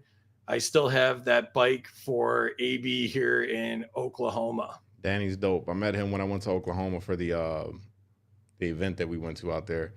And he's dope, bro. My man is dope. Yeah. I appreciate you, Danny. Well, I think part of the problem, we talk about inflation, we talk about grocery costs and stuff like that. But like, I've noticed it with my kids where I've said, like my old man, you'd say, go mow the lawn for, a few bucks or whatever. And I'd be like, oh, sweet. A few bucks. Like I go to the movie, I get a piece of pizza afterwards, like you could do something with that.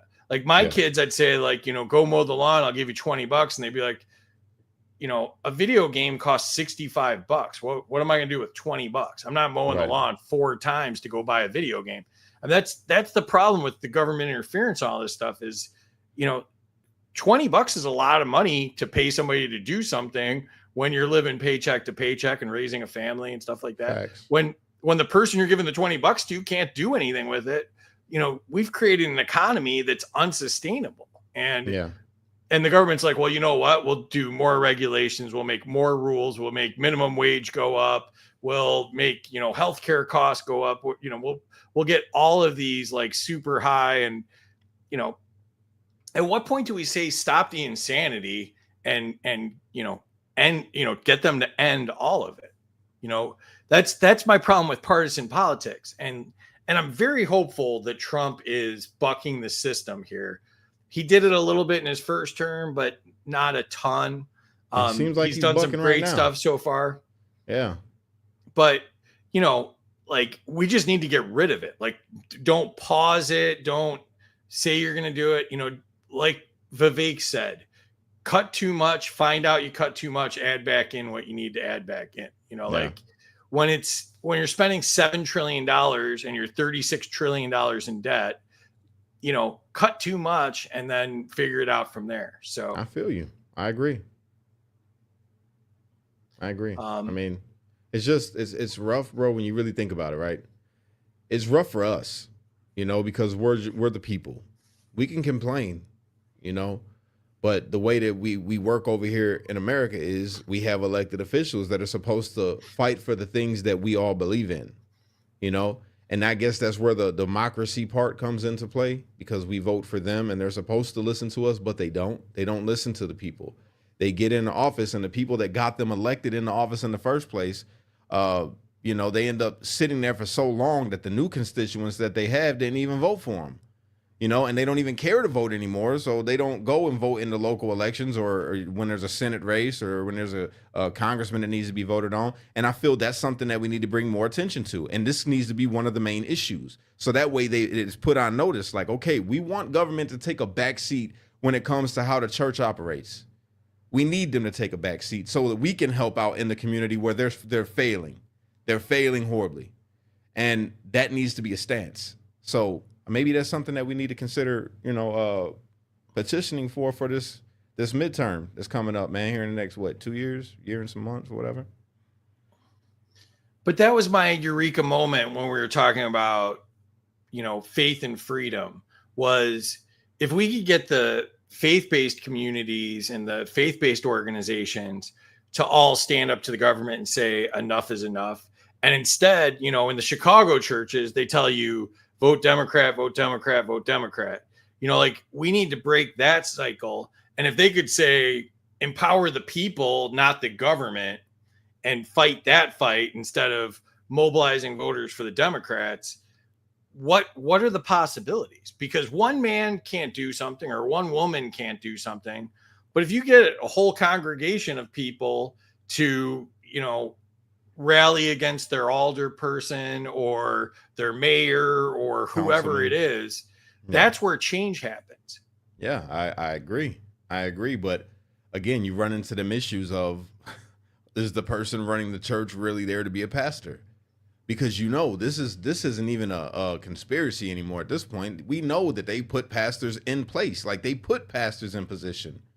Some of the pastors that people got are like CIA operatives, you know what I'm saying? That are literally there just to gain intel on people and report them, especially in impoverished communities and gang communities, where you think you got this pastor that's just, from the same walk of life as this person was here literally to report on you, get you to come to church, and then they telling the police and everybody what you got going on. They don't care about your soul. They don't care about none of that. They're there literally to report on you. That is a real thing, So when you think about it, you got to ask, okay, well then, if we're going to have that kind of movement where people buck inside the church and they're standing up, and this is the voter issues that we're worried about, you got to make sure that you got somebody that even be willing to, because it's not that they're a diehard Democrat.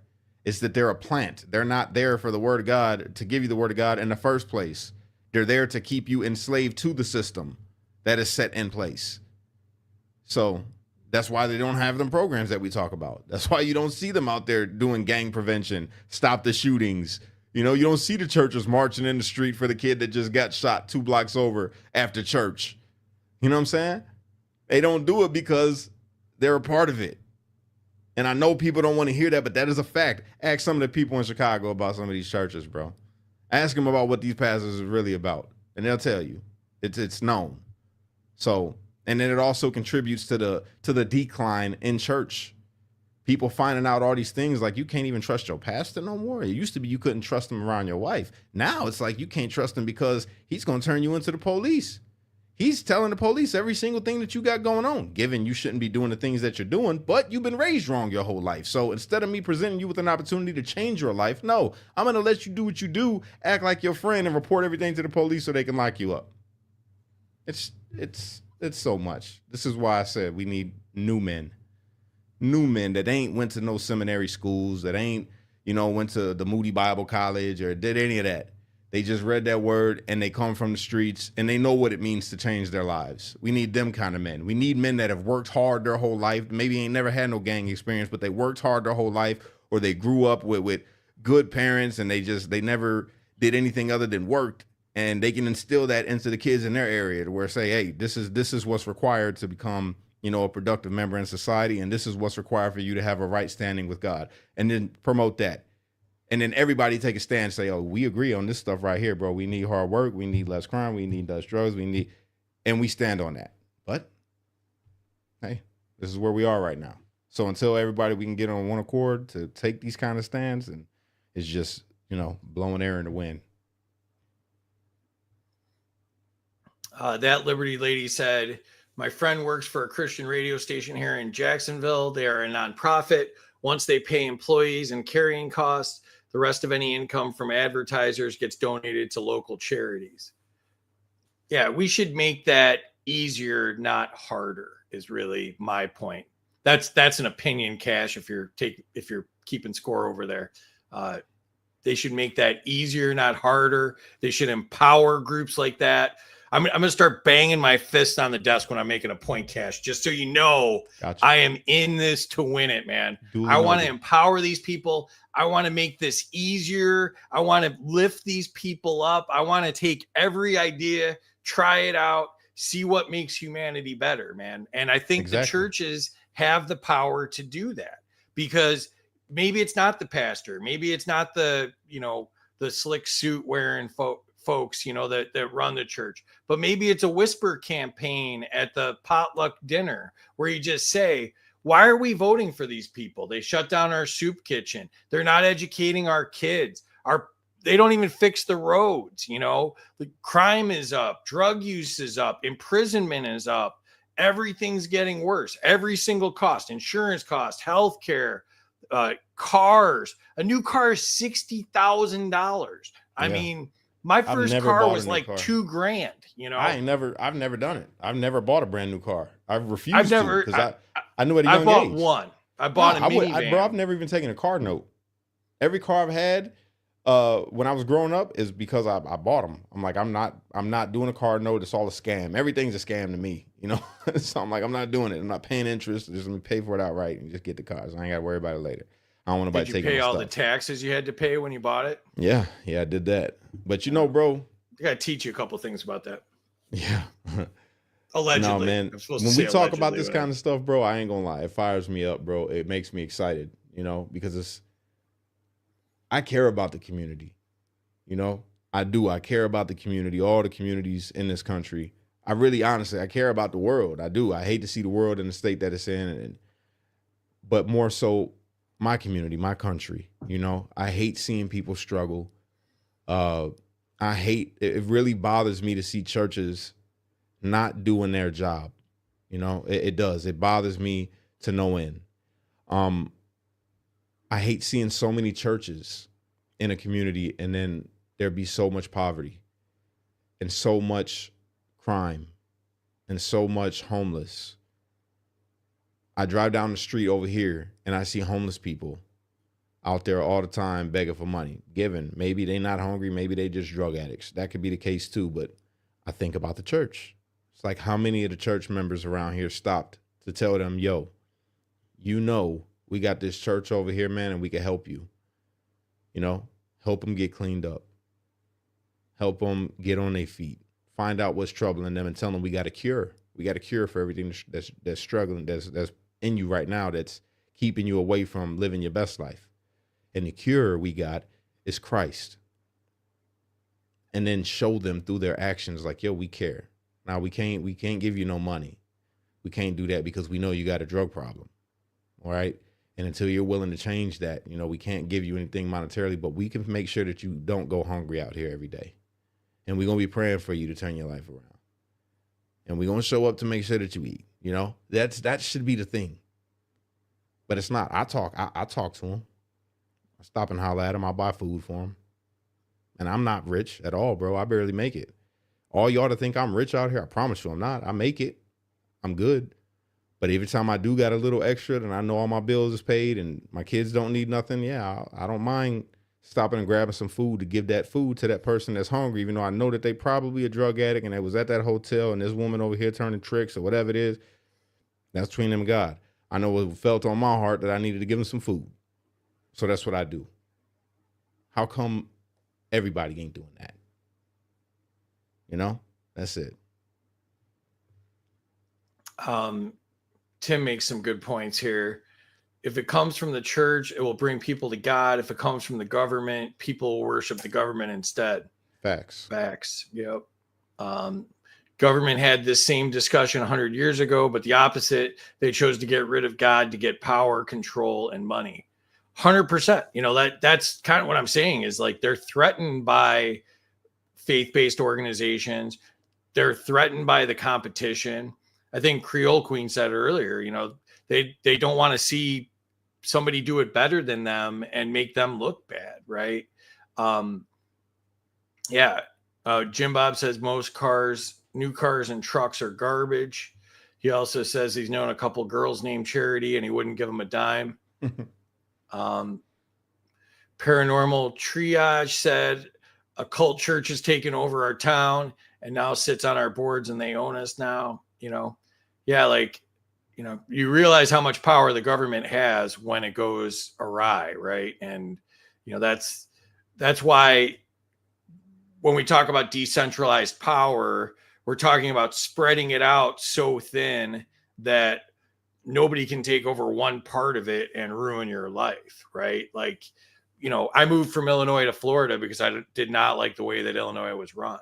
We should have that opportunity in every aspect of our life. I should be able to move a block over and live in a different community if I want to, with different rules and different financial structures and different power structures and all of that.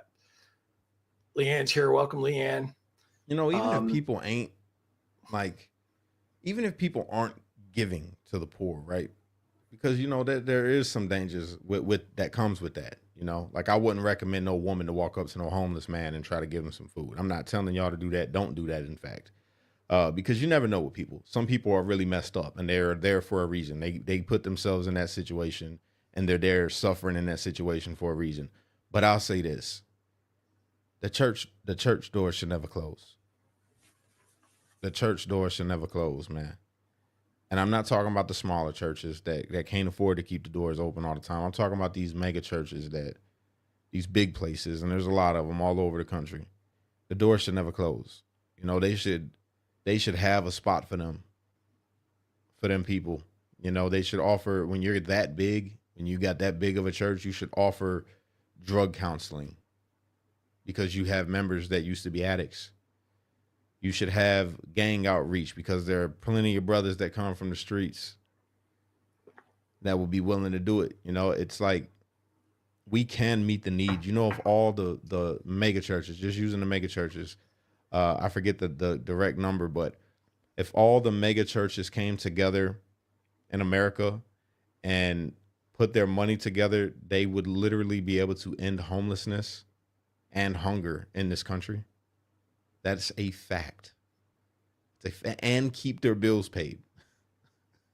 That's crazy to me, bro. That is insanity.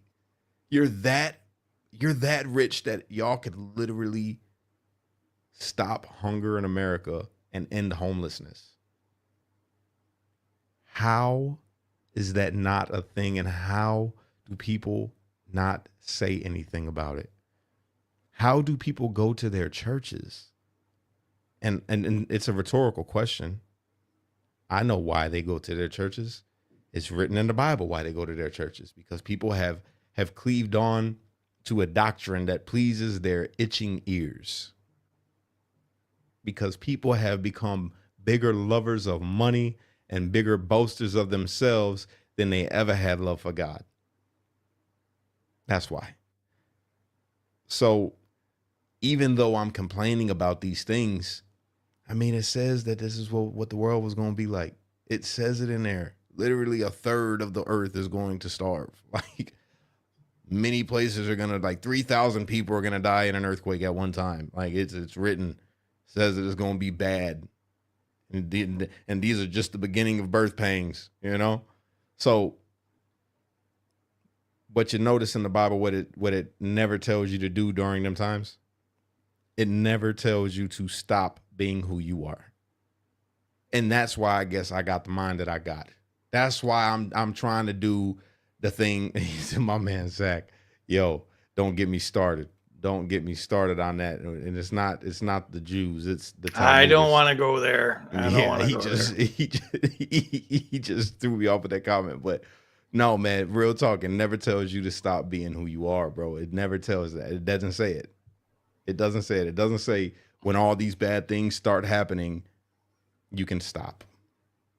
You can stop doing what you're supposed to do.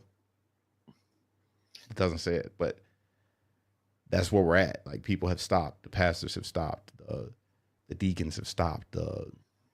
Everybody has stopped. That can make a change. Like, it's crazy. And I don't even know. It's like, you got all the politicians too, right? The politicians that claim to be faith-filled, right? They say that they're Christians. How come they don't pass laws that are helpful to their church? You ever notice that? Is that not odd to you, Free? That's odd to me. Like, I've never seen a bill come through to help the church, but they're so faith-filled. I don't know. It's just things that just make me go, that's all. Well, and I would say the opposite is really the case. You know, a lot of these take control away from the communities, the faith-based communities, small businesses, individual autonomy, your ability to make decisions for yourself. You know, we saw it time and time again during the COVID shutdowns. All of these things have happened, you know, and every single one of it is give us more power, we'll fix it. Give us more money, we'll fix it. We'll spend more money and fix it. And it never works. Comments are blowing up. An American Airlines flight just collided with a police helicopter in DC. Looks bad. That sucks. Hope everybody's all right. But nah, bro. I mean, I hear you, right? But that's not what I mean. I mean, like, what we're talking about with, like, the regulations, the cutting through the red tape deal. I'm sure if we're talking about these things, then they already know about these things too. But it's not an issue to them, is my thing. Like, why would there ever be anything to stop you from feeding homeless people? That blows my mind. I don't get that. I don't get it. So where are all these politicians that are faith-filled to say, hey, this is too far, we can't do this? They're literally trying to fit. It's because, again, I feel that they've sided with the system. That's it. It's like you said, if they can't be dependent upon the church, then they'll be dependent upon the government. They can't worship God at church, and they're going to worship the government. Like that. That's, you know. Well, they pretend it's for, you know, safety and sanitation and things like that. But if you follow any of this whatsoever, you know it's about money and control. Money and control. You know, they don't want local foods in the school cafeterias. They want corporate foods in the school cafeterias. You know, they don't want to feed them healthy foods because that's much harder and you don't get kickbacks from local farms, right? But if you get, you know, Cisco in there providing your food and microwaving it all, you get kickbacks on that, right? That's why they put Pepsi machines in these schools. You know, Pepsi doesn't have, you know, a healthy pop that I know about, you know, but they get money from that and they make money off of it, and they care about money and power more than they care about you, more than they care about the kids, more than they care about the churches, any of them. So let me ask you something then, Free. So let's say that there's a church and they own acres, right? And on their church property, they got animals. Like, they got a whole farm, right? Full of animals. And then they got trees with a whole bunch of fruit, and then they got a whole thing of corn, like that just grows. And they got all these things. So they wouldn't be able to just give, like, if they slaughtered an animal, right, a cow, and they made the, you know, patties or whatever, they wouldn't be able to just give that food away, or they wouldn't be able to give away a bushel of corn, or they can't just give it away without some kind of regulation. Not only that, but do you know how much food they throw away? They purposely throw food away. And so, yeah, like, you can't give the food away. Stores can't give expired food away. Manufacturers can't give food away. Like, I mean, they try to prevent us from feeding people at every step of the way. And like you were saying about, like, the mega churches being able to, solve homelessness and feed the hungry and all of that. Like we could do that off of our waste, like if we just organized it better, if we put Terry in charge of it, all that waste to be, feeding the hungry, but like the government saying, no, like, all these regulations, you have to just throw it away and have a huge amount of waste. Right. So yeah, I mean, they prevent you from doing good things, and they prevent more good things from happening than they provide by far. I gotta look into that. That's insane. That just throws off the vision. I've been saying this since 2020 that I wanted to have the Streetlights Community Center, right, and have a big old farm, have a lake stocked with fish, have just everything, a community garden, all of that, and just let people come and fish. You take the fish home, you can eat the fish, pick whatever vegetables you want and take them home, you can eat them. Like that's so can they do that? Like if I'm not giving it to them, but I got the property, I'm like, yeah, go ahead, you just take what you want. Could I do that? You're from Chicago, so you should know that the answer is always until you piss off the wrong person.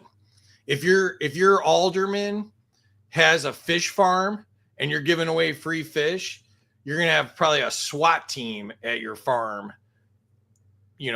within the first week, so it's like, until you get on their radar, you can do some stuff. But once you get on their radar and you piss off McDonald's or, the schools or, whatever, like then all of a sudden you're going to have a microscope on you. You're going to have a spotlight on you. You'll get audited, you'll get rated, you'll get inspectors, Mama Dawn says yes.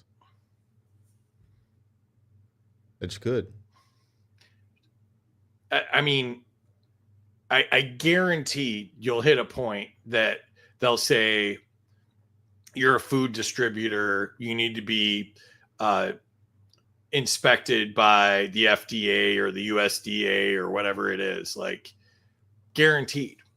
Even if it's a private property, where I'm like, no, I just let people come on my property and, if they pick an apple, they can take an apple. I don't care. Well, let's put it in a different context. If two people are shooting guns on a property, that's now a militia, and they can confiscate all of the property on that. They can confiscate everything on that property, the house, the cars, the personal goods, all of those things, because you're in a militia. What? I don't think two people firing guns on a property is a militia. That's crazy, bro. You're making really so a community garden, you probably have to have the right permits. You have to probably follow some sort of guidelines or standards or inspections. It all depends on where you live and how free they are, right? Like some places this doesn't make won't sense even allow to you me, to have bro. a community garden. Like we had a thing in Chicago. We had a thing in Chicago where they wanted to turn the vacant lots into community gardens. They wouldn't let them. But here's a crazy thing though. So you're telling me that as long as I go get a permit, right, to go hunting, that I could go into the wild where hunting is permitted and slaughter an animal back at my house, and I can eat the animal, but I can't let people pick a fruit out of the garden, like out of the tree that's on my property. But you don't know if this animal is sick. You don't know if this animal is going to harm me. You're allowing me to do it because I had to pay for the hunting license. So because I paid for the hunting license, I'm cool. I don't know. It just doesn't make sense. It's backwards. Government doesn't make sense. That's really start there. Start there. Government doesn't make sense. Hey, Free. I agree, Free. Yeah, I second that, Free. There you go. And I didn't even have to bang on the desk. Government doesn't make sense, Cash. Yeah, it doesn't, dog. It doesn't. In some instances, it makes zero sense. It really doesn't. I love watching it connect for you because you're talking and then all of a sudden, because you bought a license, they'll let you do stuff. They're not, that license isn't protecting you. That license sure as heck isn't protecting the animal. What's the license for? Why? We have this discussion in Florida all the time. Why do I need a permit to go catch a fish in the Gulf of America and feed my family? Right? Why do I need a permit for that? That's caveman level type stuff. Like That's when insane. did government regulation need to come into fishing? Yeah, that doesn't make any sense to me either. I've never understood a fishing license. I'm like, wait, who the hell owns the water? For them to tell me I gotta have a fishing license to be able to fish here. What is so dangerous about this pole? Like, I don't get it. Why do you need to? I need to register my fishing pole? Like, what's going on? I don't get it. And it's all literally, it's just about control. As at the end of the day, it's about control and them finding a way to be in your pocket. And then who gets that money? Like, who? What are you doing with that? But does that money go into what? Taking care of the fish in the water? I'm confused. Tell me why? What's this money going for? Why do you need my money for a fishing license? It I'm goes really to questioning fishing that and now. wildlife, where they down here they say they refurbish the mangroves for the ecological benefit for the wildlife and the sea life. And Oh, okay. Well, Bethany's spot if on that's here. true, then I'm cool with that. If that's cool, I mean, if that is true and they really are doing that, well, then I'm all right with that. Then I can get with that But because that that should allows be you to be able to fish. voluntary. That should be voluntary. The people that, when it's rich people that want a nice beach, they pay for it themselves. Like the government's inefficient at all of these things. Let me hit this point though. Like, I was watching Casey's live stream of Trump's press conference or his town hall meeting in California, which was hysterical. Go back and watch Casey's live stream of that if you get a chance. But Trump said like two awesome things. One, he said, well, you know who's the biggest group of lobbyists? Lawyers by far, right? So they make it everything require a lawyer. The laws are complex, the regulations are complex, complying is complex. You need a lawyer, you need an accountant, you need all these things, right? Mm-hmm. And then the other thing he said, the insurance industry is, one of the worst industries in the country. And I love that he said that because nobody ever points out those two things. And Bethany hit it here. Insurance is the biggest and government backed. It's the biggest government backed Ponzi scheme, 100%, like those people in California that pay homeowners insurance, but it doesn't cover fire. Like, what does it cover? Like if your house like falls over, due to negligence, like what if it's not covered by a natural disaster, what are you covering your house for? Like, I never understood insurance either. Like some doctors won't even see you if you don't have insurance. I don't get that. I don't know if I can afford to pay you right now, because I've done that, and some doctors obviously accepted it. Like my doctor's visit was $75 for the office visit, right? And then I paid cash for my prescription. This was back in like 2016, something like that. And I was cool with that. It's like, that works. That's fair. You know what I'm saying? And I paid for all my own stuff. I ain't got to worry about nothing. But some doctors now, like, they won't even see you. I tried to go to the dentist. I haven't had my teeth cleaned since I came home from prison, right? I haven't had a teeth cleaning in 4 years now. And I'm very, my teeth got to be cleaned. So I brush them a lot, right? But when I go to the dentist, I asked them, I said, well, how much would this cost if I just wanted to get a teeth cleaning? They said, well, what's your insurance? I said, I don't have insurance. They said, oh, we can't see you. What? You can't see me because I don't got dental insurance? That doesn't make sense at all. Why can't I just pay cash? Oh, we just don't do that here. Why? What?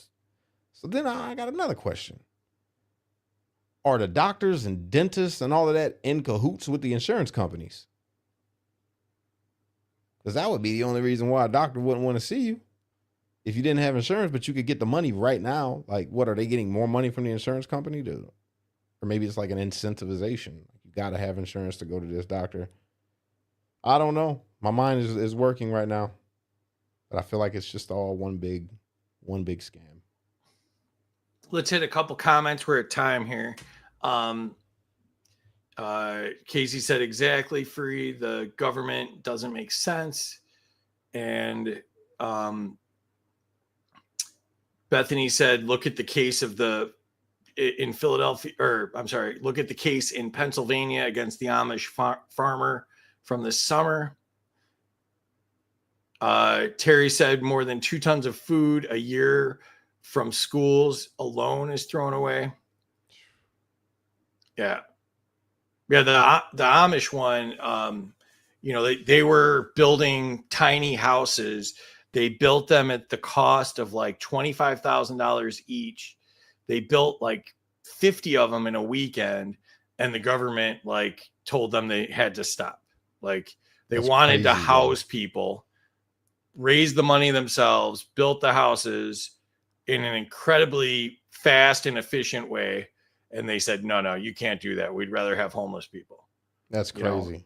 That And is you ask a homeless insane. person who's living under a sheet of plastic, you know, would you take the chance of living in this if it's not up to our building code? I bet you they'd say, yeah.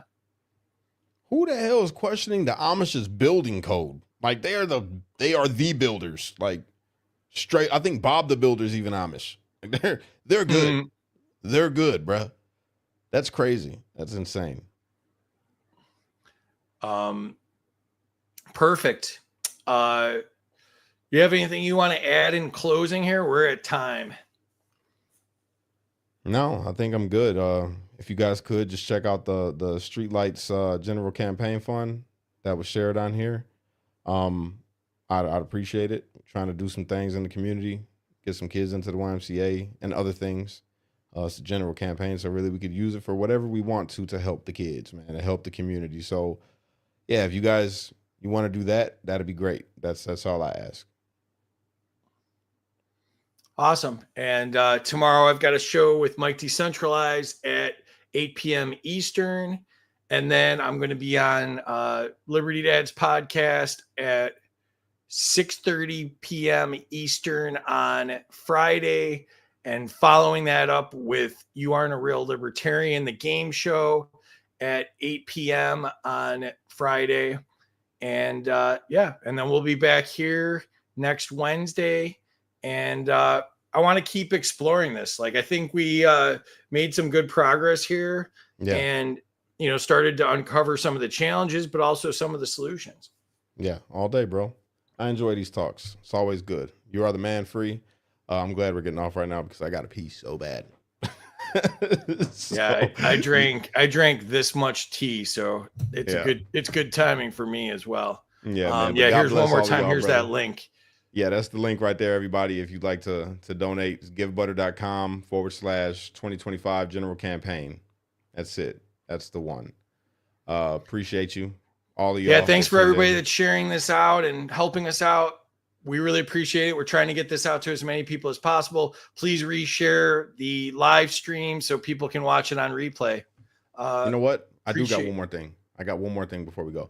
I just want to give a shout out to Mama Dawn, Big Papa Dan, Eric, Romans, something like that. My mods, you guys are amazing. Cindy, Kim, everybody, Wrigley, Rob, you know, all of you guys, man, all the members of my YouTube channel. I thank you guys. I appreciate you. You help out a lot. And it's a blessing to have y'all, man. I appreciate you guys being a part of my life and everything that you do, however you help. All you guys that are watching right now that just hit that like button, thank you. All of y'all that share my stuff out, thank you. It's been noticeable. The growth has been insane. So thank you for that. And shout out to Chuck Holton because he brought me literally about 2,000 new subscribers to my channel. So thank you. I appreciate you guys. Thank you for helping this thing be successful. And with that, I say good night. Peace all. Good night.